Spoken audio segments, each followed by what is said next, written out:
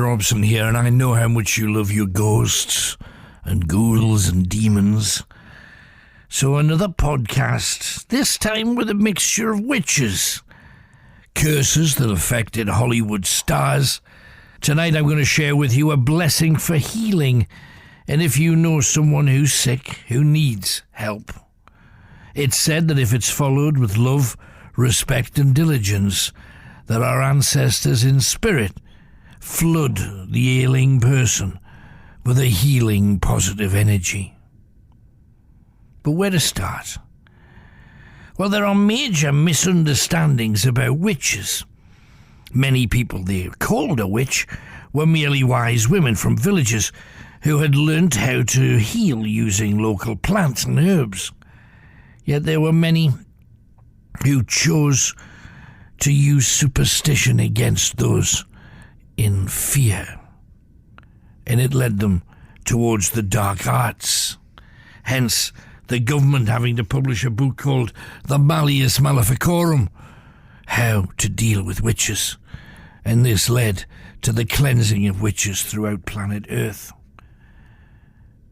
But I'm going to begin on the witches' Sabbath. Now, peasant witches were known to gather for a witch's Sabbath, or a Sabbat. A Sabbat. Come to the Sabbath. Come to the Sabbath. Satan's there. That's what they used to cry.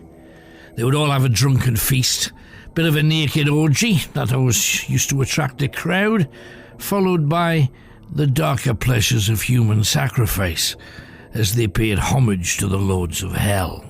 Now, these gatherings were also known as the synagogues of Satan and added up to a sexually perverted, cannibalistic orgy as they screamed their blasphemy towards God and swore their allegiances to the devil. Now, the witch women, if they saw someone who was freaking at seeing the sacrifice, losing it in panic, realizing that they'd maybe themselves bitten off a little bit more than they could chew, the witches would run towards them, hold them down on the ground, and eat out their eyes. This is so they couldn't identify anyone, because after that they would eat their tongues. Now, often the witches would choose rather chubby children as a sacrifice because they couldn't fight back, and they were more tender than an older human. Describing such a meal as human veal, they would carry out a ritual sacrifice on a black altar, the blood caught in flagons and drank while still steaming in the cold night air. Once drained of blood, they would place a spike through the young person's body and place it onto a spit where he would be cooked and eaten by everyone. One member of the coven often would wear the horns of Satan, usually a ram's horns or a goat's horns. Occasionally the entire face carved from the animal. Part of the demonic worship would include a bizarre homage known as osculum obscenum, where everybody had to kiss the devil's anus. The English dish known as black pudding was loosely based on some of the food served up originally at the witch's Sabbath: dried, crusty blood moulded into a sausage. A foul-smelling mulch of skin, fat, and clotted blood. It sounds disgusting, yet it is still served to this day as a northern delicacy. So ingrained were paganistic practices in the northern part of this world. Often the witches would incant from the grimoire, the grammar. Some priests turned to the craft when they needed problem solving. They found the devil far more accommodating than God, but he would seek a price for all of the favours he would bestow upon them. If an outsider wanted to join the darker witch cults of satanic worship, they would be baptized using an infernal concoction that was made up of urine and semen from everyone in the coven, all of the male members. They all had to swear to the way of reversal, that every day they would reverse the things that society accepted. Everything society refused to accept, they would take to be their way of life. The phrase, "evil be thou good," was the one that they all knew and incanted. The target was to swell the ranks of Satanists and ultimately help Lucifer regain his place in heaven by force, if necessary. Most witches, even then, had a feeling there was no such thing as God or the devil, but it gave them power. Then there was the cursed crow. When English witches wanted a soul to suffer in the afterlife, they'd been known to sacrifice the individual by pinning, placing spikes into the skin in between their vital organs so that the death could take anything up to a week. On one body found in the Cotswolds in a clay pit in 1688, there were 245 sliverish wooden spikes protruding from one particularly well-preserved corpse. It was also covered in a tar substance that had kept much of the flesh on the bones. They would use clothing either discarded or stolen from their victims, and on getting to the place where they would become a human sacrifice, they would find things that belonged to them placed all around. Witches would use anything to gain control, often using those things soaked in human juices, and the very individual energy of those they sought to be their prey. Imagine how disconcerting it would be to arrive in a strange place and yet find all of your personal goods scattered about. Witches also used a most potent weapon. The Black Witch cults used the threat of demonic possession, stealing away beloved family members and having their dead spirits do their will. Now, there are hundreds of cases where good, law-abiding people suddenly committed a vicious and extraordinarily brutal crime. The decapitation of a neighbour's baby, the hacking to death of their own family, or the premeditated murder of someone that they hadn't even met. To this day, in every newspaper, there are stories exactly like that. Is it the work of the dark arts, even now? This is all considered to be the standard work of witches, yet no witch would ever be prosecuted because they were all several miles away. As recently as the 1960s, a 17-year-old girl, Swiss Bernadette Hasler, was said to be possessed by the devil. The girl wrote a confession claiming that she had been a witch 300 years earlier, where Satan had visited her, had sex with her, and promised that she would become queen of the world. In May 1966, 6 people tried to exorcise the evil from her, using a 14th century technique that involved a brutal beating to drive out her devils. She died following the battering she took, and her 6 exorcists were jailed in 1969 for unlawful killing. The area where most demonic possession took place were in convents. Convents as early as the 1490s. Nuns would begin blaspheming against God, spitting bile, puking on people, and then eating it, begging any man to have sex with them and displaying their private parts. Often they would become increasingly violent, and on one occasion a Mother Superior had her head mashed to a pulp by a young sister carrying a wooden stave. The child hit her once, and then hit her again, until the bone of her skull was mashed like a smashed china plate. After the murder, the novice claimed to have no idea what she'd done. She was extremely shocked that her beloved convent mother was dead. And when the police investigated, one nun was found lying in a grave inside a coffin, eating the body of a recently dead woman. They heard noises from within, and when tentatively they opened that coffin, they could see the young woman had torn into the thin skin of the stomach and was chewing on the rancid viscera and intestines, blood and excreta all over her mouth. There are also the fanged ones.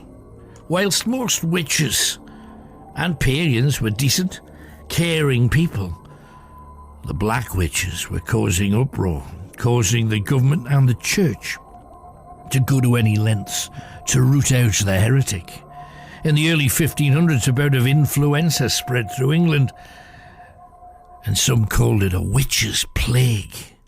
And in many villages, lynch mobs gathered to find any witches in their locale, and there were women hanging from trees all over the Cotswolds, and over 40 were paraded along the banks of the Humber estuary, most completely innocent. But there were those who also deserved to perish. One such northern witch was Sally Gribben, who described herself as a body ripper. For all the human parts she had stolen from graves, she had eaten most of them, using the others for spells, along with animal parts.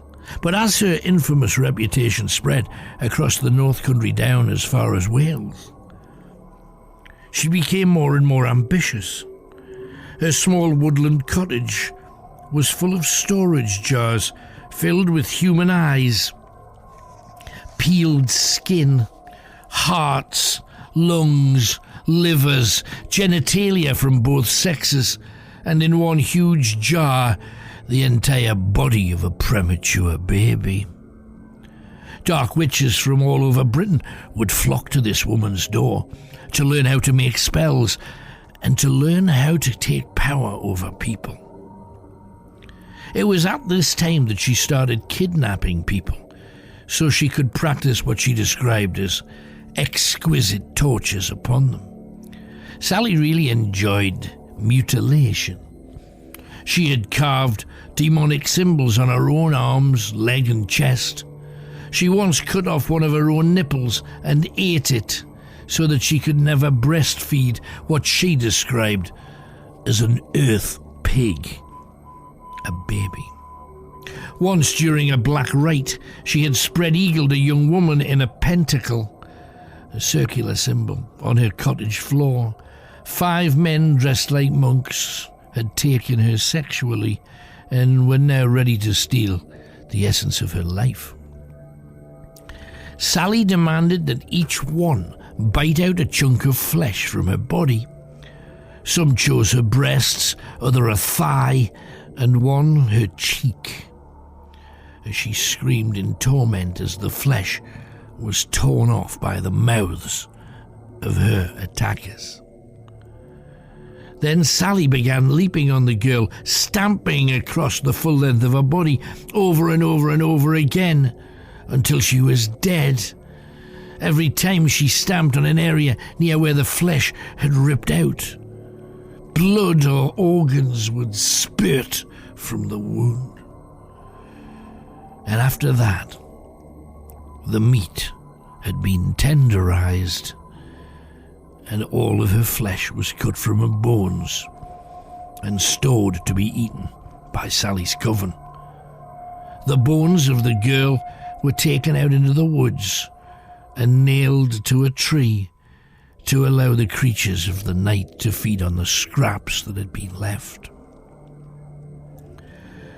Now, many, many years ago, there was a song called "There's a Thin Line Between Love and Hate," and it is so true.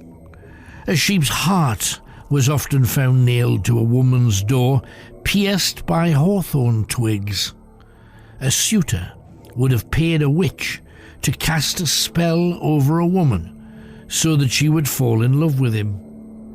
If a doll with a spike was placed next to it, the love spell had failed and the same man had cursed her.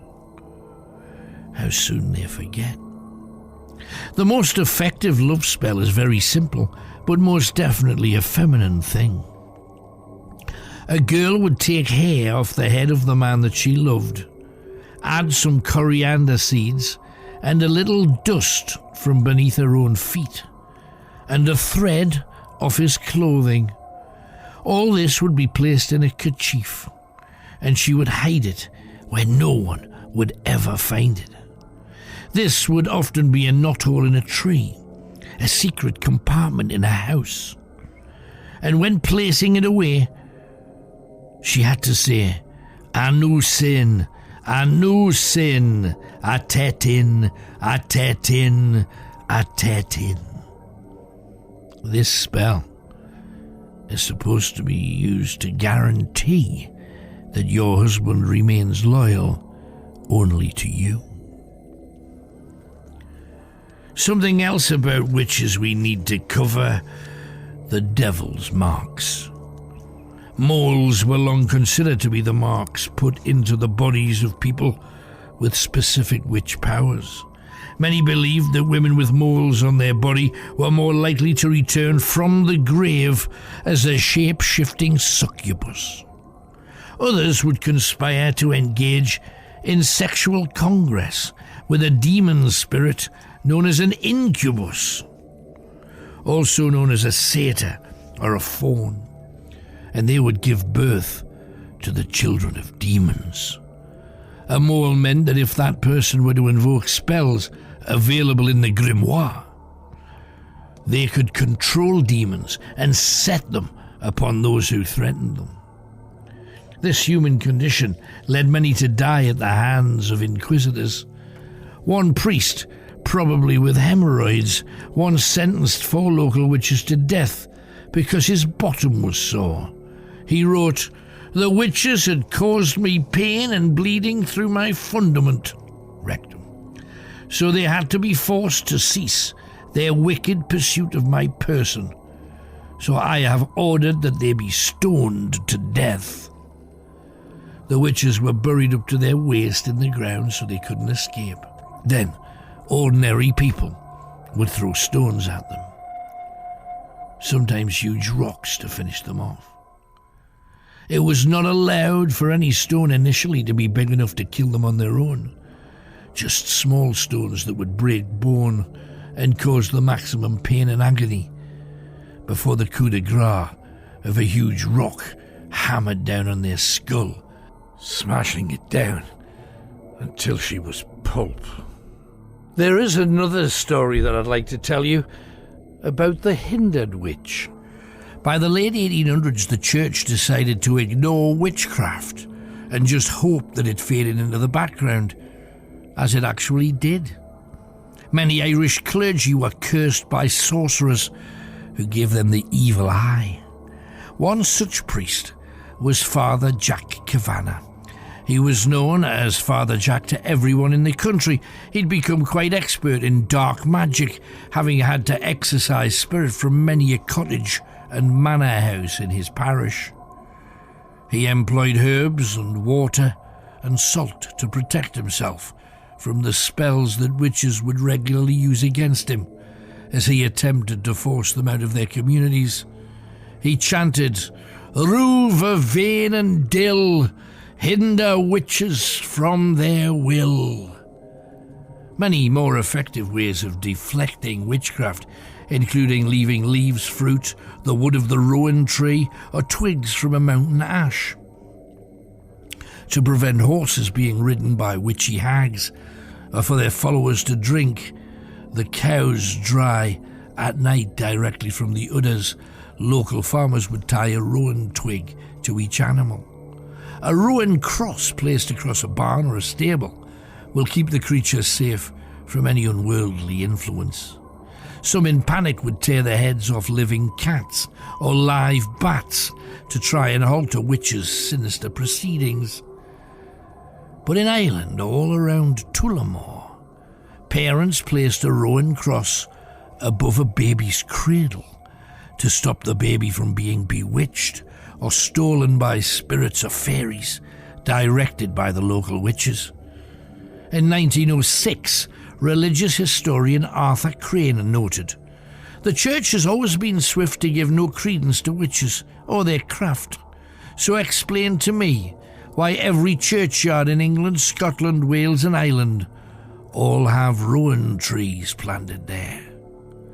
It's said that no soul can pass across to this world while the rowan stands guard. For those tainted by Celtic witchcraft, a necklace of rowan berries are placed over their heads to exorcise the sorcery." Now, Father Jack also told his flock that anything red could act as a defense against witchcraft.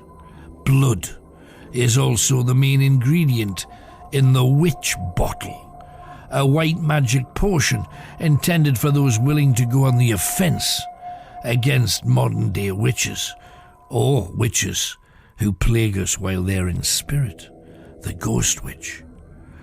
The good father would fill a bottle with some blood, often animal blood, urine, hair, and nail clippings from the victim of a curse or a bewitching spell.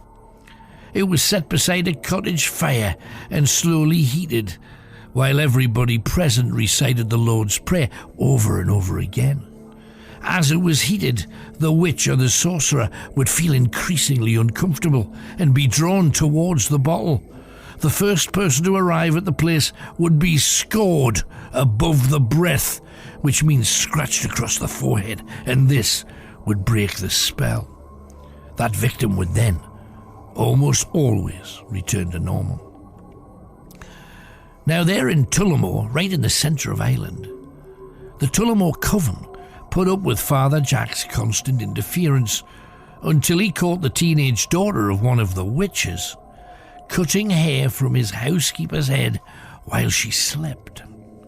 The father gave her a hiding with a handful of sharp rowan twigs, and that cut her skin and marked the girl for life. The witches then began plotting. They were determined to make him pay for mutilating one of their children. Word was passed to him that the witches were to carry out a blood sacrifice using a calf stolen from a nearby farm. Father Jack knew that they would do this on a ley line, one of the Earth's natural energy paths, so he began walking along the nearest one to where he lived. And Father Jack was never seen nor heard from again. Some say he must have fallen from one of the treacherous crags. Others say that he ran off with a local woman, as priests back then, as now, often do. But the Pagan Chronicle of 1878 had a rather more gory version of the priest's horrific demise. 3 sisters had tricked God Seller Kavanagh, and they had led him to their circle and tempted him with their flesh. At first he resisted, but as their spells took hold of him, he succumbed to the pleasures of their bodies. And having satisfied his lusts, the sisters were filled with his power and turned it against him.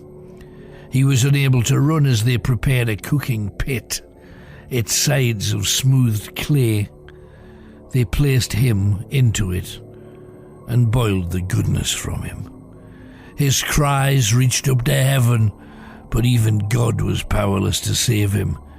His flesh was fed to the creatures of the forests and scattered for the packs of wild dogs. They ground his bones to powder for use in their craft and turned his skull into a candle holder for use during their ceremonies. The ghost of Father Jack is still regularly spotted, gazing down at travellers who walk the crags of Tullamore. His benevolent stare added to a warmth that rarely features in hauntings. But it is that that seems indicative of his presence. Now, you may think that ghosts are not real, and I thought that for most of my life, until I saw one and had to change my opinion. But in 1998, Dorothy Craig, a local government officer who worked for the DSS, was trekking with 23 members of her club, trekking around Tullamore. And there, on a main road, she saw a priest sitting on a rock, sobbing. She sat by him and said, "Why are you crying?" She received no reply, so she asked him again. The priest lifted his head from his hands, displaying a face with the flesh falling from it. Two eyeless sockets gaped towards her as she turned to run back to her friends. On hearing her shriek, they ran towards her. She pointed to the figure, and they all said they could see it clearly. And slowly but surely, in front of their eyes, the figure melted away. Two of the women had palpitations and thought they were going to faint. One insisted that all of them went to the local hospital to be checked out. But they all clearly saw that ghost of Father Jack. Now, I also wanted to share with you a curse, and it's a curse many of you may well have heard of. Back in 1982, they made a movie called Poltergeist. A lot of people believed that in that movie, the town where the family lived was built on a cemetery, and they had to move all of those bodies to make the film. It was also said that because fake skeletons always look fake, the director Steven Spielberg wanted to use real skeletons in all of the scenes. And because of that, the entire film and the subsequent follow-up was cursed. Now, there's plenty of reasons for you to believe that.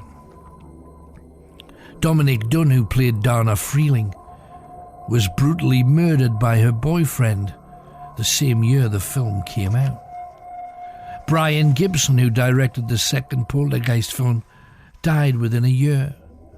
Richard Lawson, 10 years after starring in the first film, survived a plane crash in which 27 people died.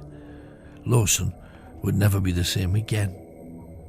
Julian Beck, who played the evil preacher Cain in the second Poltergeist film, was diagnosed with stomach cancer that took his life almost as soon as the second film was completed. Will Sampson, who played the Native American shaman, the medicine man, he died after undergoing a heart-lung transplant. Everybody expected him to survive, but those who knew about the curse didn't. Zelda Rubinstein, someone I worked with on Scariest Places on Earth, the TV series. As soon as the film ended, she began suffering mild heart attacks. They would get worse and worse, and bless Zelda would not survive. The face of Poltergeist was that beautiful young blonde girl. Heather O'Rourke played Dana's younger sister, Carol Ann, aged 12. She was only 6 when the first Poltergeist film was released, and she was misdiagnosed with Crohn's disease. The next year she fell ill again, and her symptoms were dismissed as flu. The next day she collapsed and suffered a cardiac arrest, and she died during an operation to correct a bowel obstruction, and it was believed that all the while she'd been suffering from a congenital intestinal abnormality. Dana Freeling, played by Dominic Dunn, had separated from her partner John Sweeney, and in November that year he showed up at the house pleading for her to take him back. When she refused, Sweeney grabbed poor Dominique's neck, choked her until she was unconscious, leaving her to die on the driveway of her home in Hollywood. Sweeney was sentenced to 6.5 years in prison, but somehow was released after 3 years and 7 months. Jo Beth Williams, who played Mother Diane Freely, insisted that Spielberg had insisted himself that human skeletons be used as props in an attempt to save money, because real skeletons are actually cheaper than plastic ones. Williams' claims have never been verified, but persists to this day in the law surrounding the film's curse.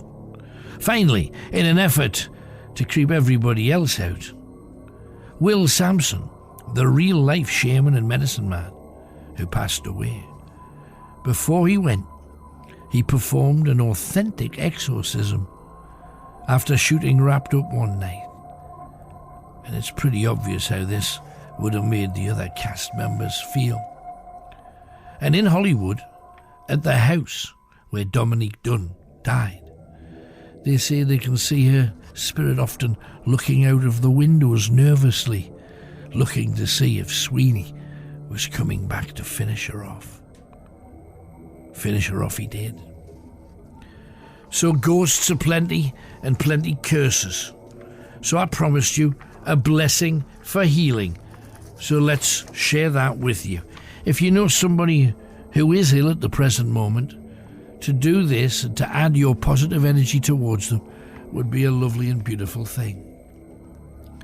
There are many rituals, some thousands of years old, that claim to be able to heal. Now, though many of us are skeptical, there's an incredible number of inexplicable successes, including many terminal conditions like cancer and heart disease that have miraculously disappeared.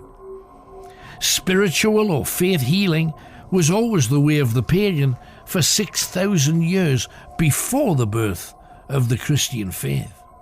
They would use what nature had provided, as modern medicine still does, to create potions and cures for all that ails you. For every modern drug, there's a natural cure that will not cause the side effects that the sophisticated chemical cures do, and with a similar degree of success. Apart from the leaps and bounds made by surgery, the old ways are still often the best. Yet even today, services of healing are performed daily across the world with incredible success. The medics, who have been swift to denigrate the very idea, can testify to many cases that have no rational explanation. In 1867 in Kent, Aidan Morrison was placed in isolation because he was suffering from smallpox. Medical science, though primitive at that time, had given him no chance of survival. His parents consulted with Marsha Dimitrov, a female shaman from Romania, who asked to see him. The authorities refused until Aidan's parents intervened to force them to allow her in. She carried out a ceremony involving water, gold, and a chalice, whilst the doctors claimed it to be unintelligible mumbo-jumbo. Yet within 24 hours, his smallpox fever had cleared up, and he was on the road to a complete and long-lasting recovery. A notable healing occurred in 1899 in New York State. A family stricken with a sickness and malaria that had killed 14 families in their small suburb. Each one had tried everything that science had to offer, but all had perished. Yet the Johansen family, immigrants from Norway, sought help from a local woman believed to be a witch. For years she had cured the sick using plants and herbs and mulches, extracts of tree bark. People considered her to be quite mad, unless you were a person that she'd looked after and cured. She came to attend the family despite huge risk to her own well-being and performed a healing ritual.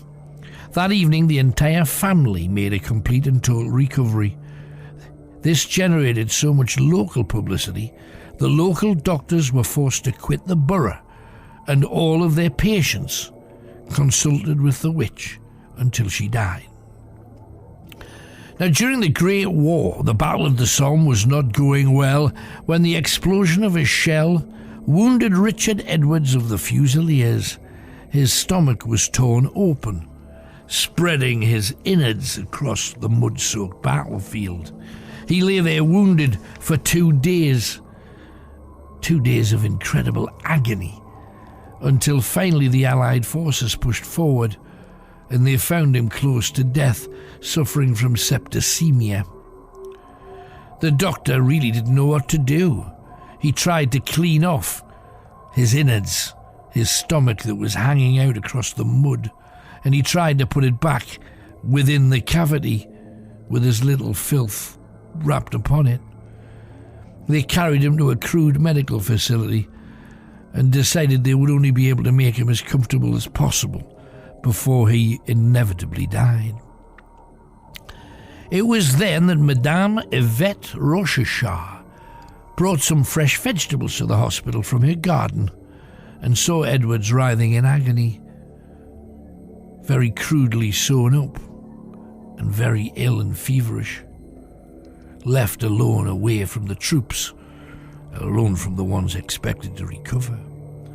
To the horror of the nurses, she walked to the corners of the wooden hut, collecting balls of cobweb, and placed it across the open stomach wound, then began covering it with vegetable leaves and binding it closed with bandage.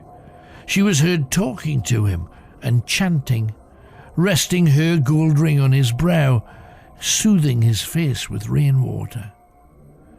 Within 3 weeks his stomach wound had closed, the infection he had was gone, and he returned to England where he made a full recovery.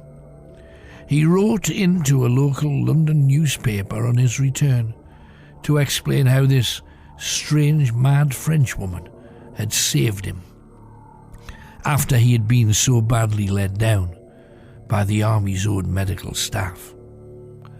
And as recently as June 2001, following his 6th serious heart attack, 58-year-old Douglas Moore was disabled and broken. His speech was slurred. He couldn't use the entire left side of his body. He was waiting for the final attack that would see the end of him. His wife, desperate for any help, asked a local Wiccan if they knew of anything that could be done. The Wiccan warned that a healing ceremony could go one of 2 ways. Firstly, it could end his suffering painlessly with his death, or if his belief was strong enough, he could make a full recovery.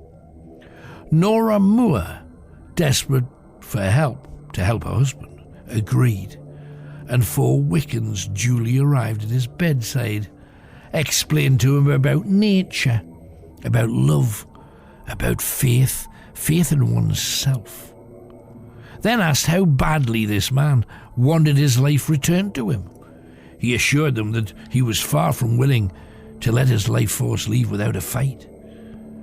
So the rituals began.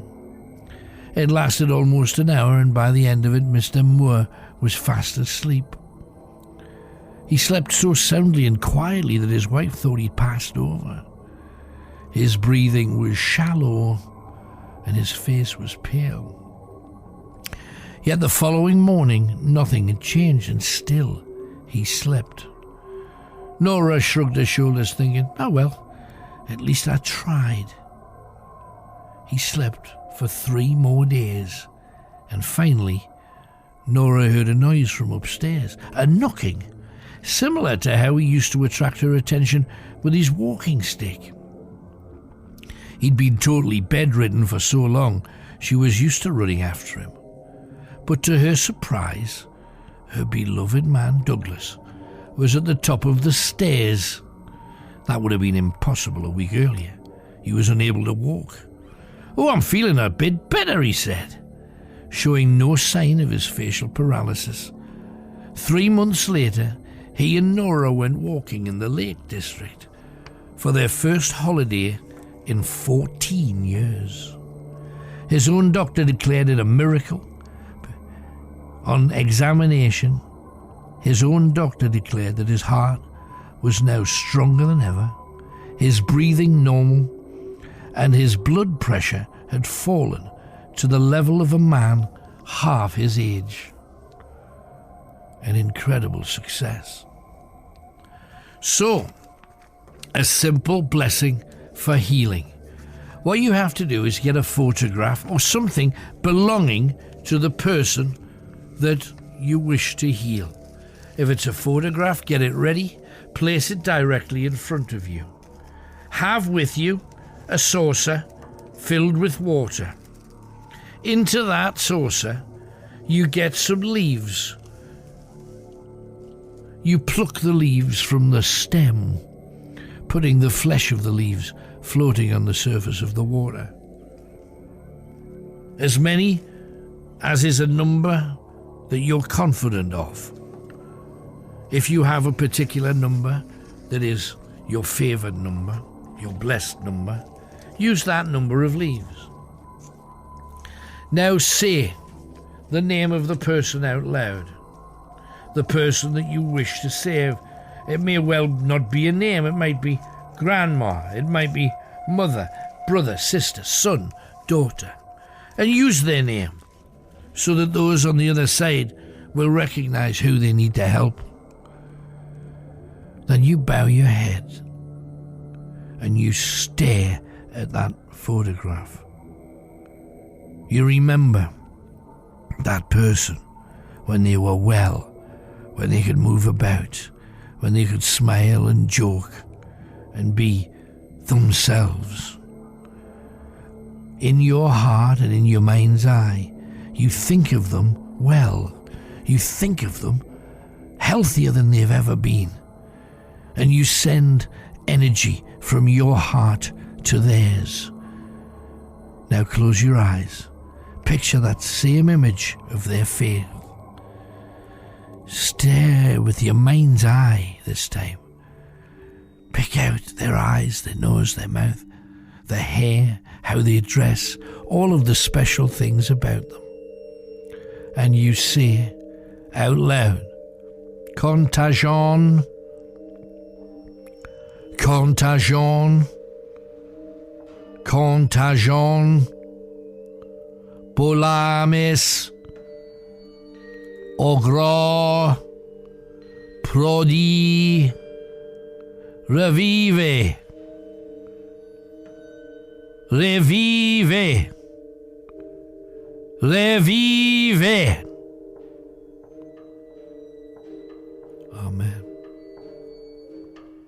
Now, if this is done with a pure heart and a total belief, it is believed that your energy, the energy that you sent from your heart to theirs, the love that you have for them, they will feel warmed by it.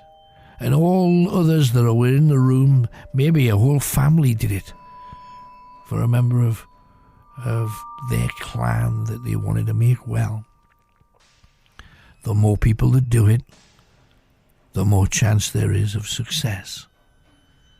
Sending positive energy to someone who needs more than you have. Send that energy to them with love and respect. Right, a bit of a mixture for you on the podcast this week, but I hope you've enjoyed it.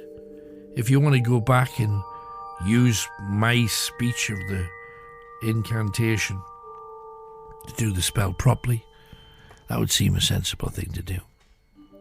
Until next time, from this ghostly trail, from me, Alan Robson, God bless you, and I wish you well.